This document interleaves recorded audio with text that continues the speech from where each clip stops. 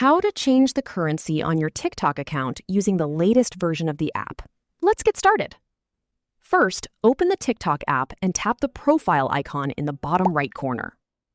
Next, tap the three-line menu in the top right corner, then select Balance. Once you're on the balance page, you'll see your current balance and the currency that's currently being used. To change it, tap the currency displayed in the top right corner of the screen. A list of available currencies will appear. Scroll through the list or use the search bar to find your preferred currency, such as USD, EUR, or any other supported option. After selecting your preferred currency, tap the radio button or check mark next to it.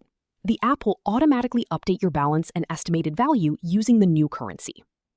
To confirm the change, open your balance details, and you'll see that your new currency is now being displayed. And that's it. That's how you can quickly change the currency on your TikTok account.